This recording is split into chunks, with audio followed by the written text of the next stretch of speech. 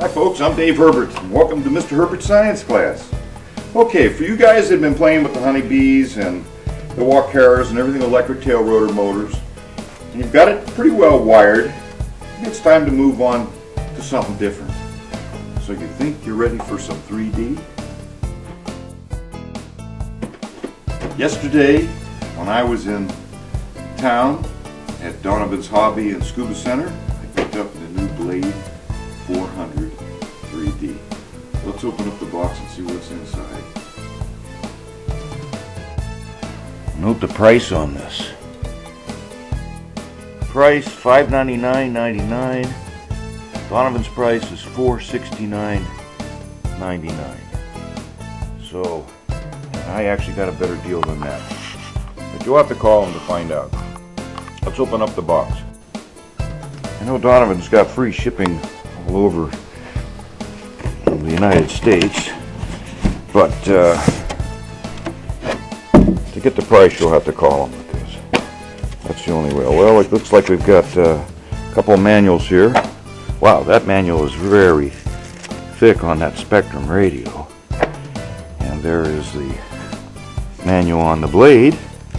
Well, it looks like we have here a 3-cell 11.1 volt LiPo balancing charger. That's pretty nice. And place to plug in the adapter. And it looks like here's a cable for hooking to 12 volts. I do not see an AC adapter in here, so it looks like I'm going to have to use my own homemade power supply to run that. The battery is a 3S 11.1 volt 1800 milliamp LiPo battery. Here's some tools and Allen wrenches. Good, can always use that. And what else is in here? The radio, a DX6i Spektrum radio. That's like an amazing little radio. 2.4 gigahertz. Batteries for the transmitter. Here is a blade holder, some Velcro, and of course the helicopter itself. And it sure looks pretty. Let's pull it out and look at it.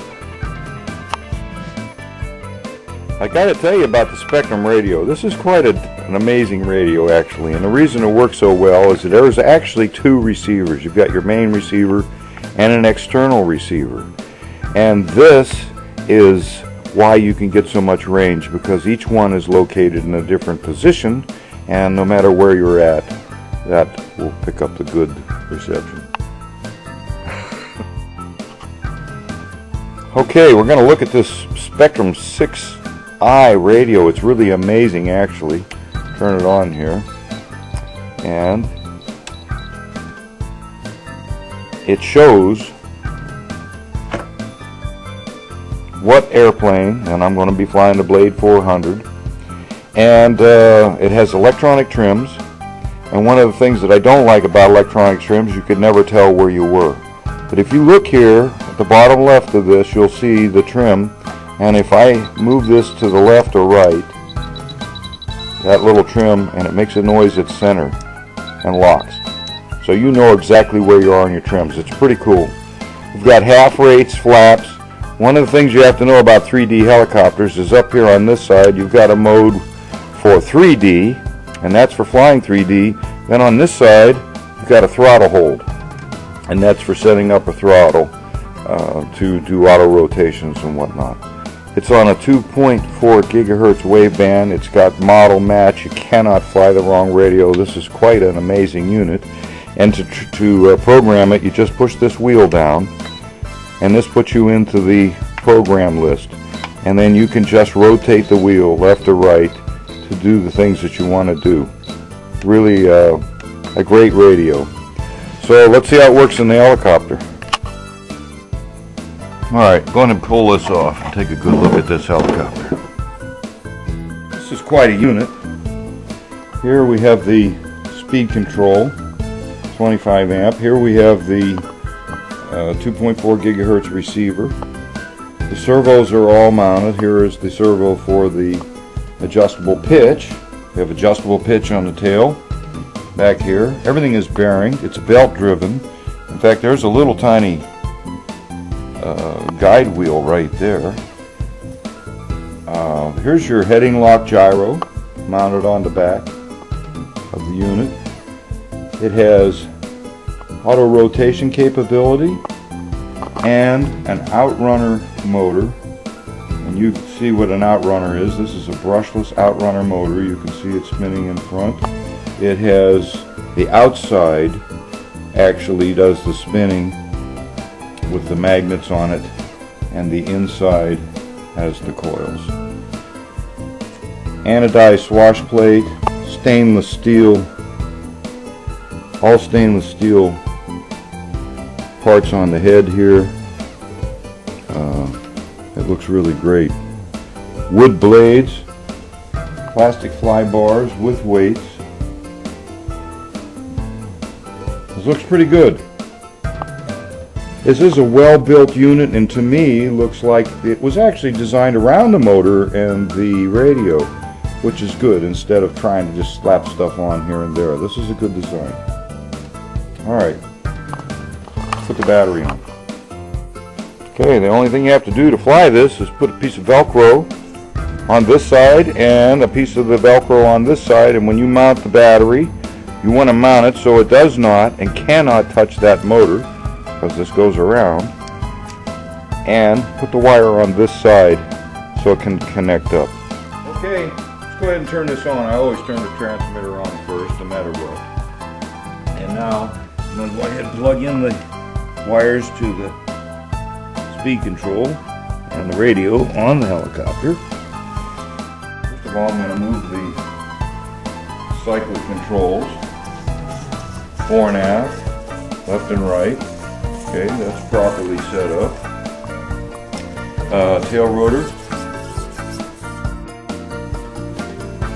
Alright, let's go ahead and run up the motor and see how this spins.